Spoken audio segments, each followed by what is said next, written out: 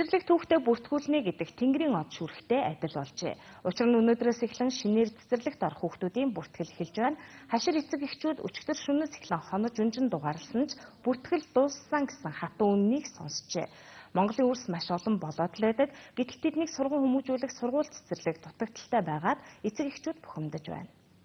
Тэгэхээр эцэг эхчүүдийн хувьд бол одоо хүүхдэд цэцэрлэгт бүртгүүлэх гэж өчигдөр одоо оройн 16 цагаас хойш бол одоо цэцэрлэгийн гадаа ойртолж эхэлсэн байна. За 12 цагаас хойш бол одоо нийтдээ 100-аад эцэг эхчүүдийн 107 дугаар цэцэрлэгийн гадаа бол ойртолсон байна.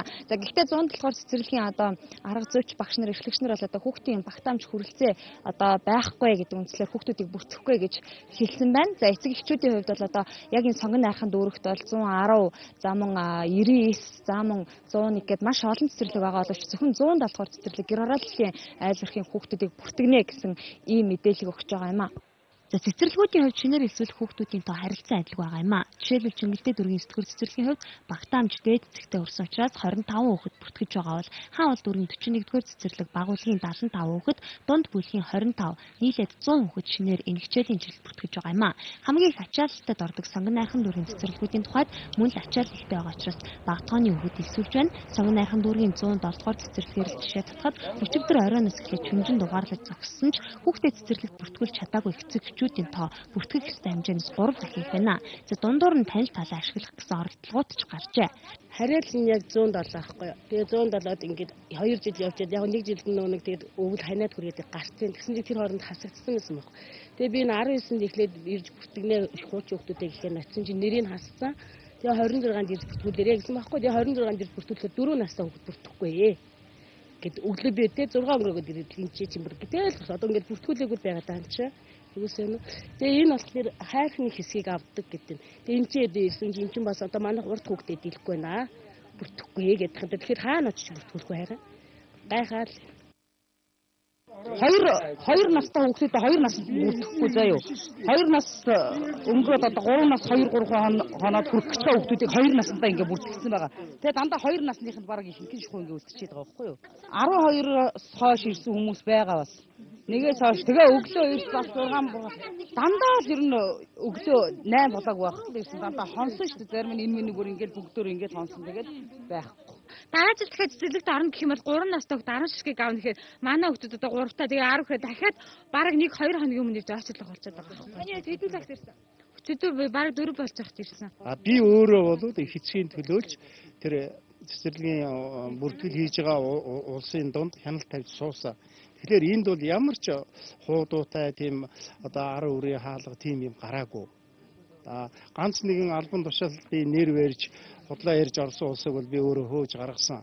Тэгэхээр бол энэ эднэрийн гомдол яагаад бухимдж ийн гэхээр нөгөө харьяаллынхаа яг одоо цэцэрлэгт хүүхдээ өгөх гээд байдаг. Тэгээд энэ багтаамж нь болдгоо юм уу? Одоо ингээд тэгээд одоо энэ бараг нэг анги шахуу 40-50 их хэцүүд ингээд хүүхдээ бүрдгүүлж чадлагүй ингээд баталсан байхгүй юу? Орчин тойронд нэг нь өөр цэцэрлэгүүд байгаа байхгүй юу? 101, 112, 110, 99 гэх цэцэрлэгүүд байна. Гэвч гэр хорооллын хүүхдийг бүрдэхгүй ганцхан харьяаллынхан 107 гэж байгаа. Гэр хорооллын хүүхдүүд л ямар гудамжинд хэвтэж явах ёсгүй үстэй. 107 дугаар цэцэрлэг сонгон найрхан дүүргийн 31-р хорооны 20 гудамны айлуудын хүүхдүүдийг бүртгэнэ гэж заасан байхад яг дэрэгдэн байрлах 101-р цэцэрлэгт тус хорооны нэг л гудамны хүүхдүүдийг бүртгэж авах жишээтэй. За нэгэсэндээ нэг цэцэрлэгт хэтэрхий их гудамны хүүхдүүдийг бүртгэхээр заасан нь ачааллыг нэмэгдүүлж байгааг эцэг эхчүүд хэллээ. За өөр цэцэрлэгт бүртгүүлэх оронтой байгаач харьяаллын бус гээд авахгүй байгаа талаар хэлж байгаа юм а. За боловсролын яамнаас цэцэрлэгүүдэд шинээр элсэх хүүхдүүдийг арга гэрийнхэн байдлыг харгалзан үзэж бүртгэх үүрэг чиглэл өгч байгаа. Өөрөөр хэлбэл эцэг эхийн хөгжлийн бэрхшээлтэй хөдөлмөрийн чадваргүй доогуур орлоготой зэргийг харгалзан шинээр цэцэрлэгт элсэж байгаа хүүхдүүдийг бүртгэх чиглэл өгсөн. Сонгон найрхан дүүргийн цэцэрлэгүүд ийм янзтай байгаа бол Баянзүрх дүүргийн тарьцангуй ачаалал багтаа байна. 122 дугаар цэцэрлэгийн хувьд энэ хичээлийн жилд 50 хүүхэд шинээр бүртгэжээ. Ер нь гайгүй шүү. Эцэг эхчүүд бас хичнээн очилдоролтой ч гэсэн эмх цэгцтэй тий өөрсдөө хяналт тавьсан, гал тавьсан айгүй сайхан байлаа. Манай дээр бол ямар нэгэн зөрчил батлал гарсангүй. Манайч яг нөгөө одоо цаанаасаа 19-наас 23-ны хооронд 30 хүүхдүүдээгээд 26-наас эхлэн одоо нөгөө шинэ хүүхдүүд гэдгсэн болохоор яг тэр журмаараа дагуул явсан. За улсын хэмжээнд 241 мянган цэцэрлэгийн насны хүүхэд байгаагаас энэ жил 185 мянган буюу 80%-ийн цэцэрлэгт хамруулах багтаамжтай байгаа талаар боловсролын яамнаас өмнө мэдээлж байсан. Харин нийслэлийн хувьд 71% гэж мэдээлж байна. Энэ хичээлийн жилд 160 гэр цэцэрлэг бий болно гэж байсан ч 9 сарын 1-ээс өмнө амжихгүй болжээ. За ер нь бол өнөөдөр цэцэрлэгийнхаа барилга байшингийн хүчин чадлаар нь одоо хүүхдээ авна гэвэл нэг 50 орчим нийслэлийн нийт хүүхдүүдийн 50 орчим хувийг хамруулах ийм боломжтой байгаа. Бид нар харин одоо анги дөрвөлтийн үнэхээр нэмэгдүүлж цэцэрлэгийн барилгын хүчин чадлыг 1.7 дахин ашиглаж ирж өнөөдөр 70% хүргэсэн.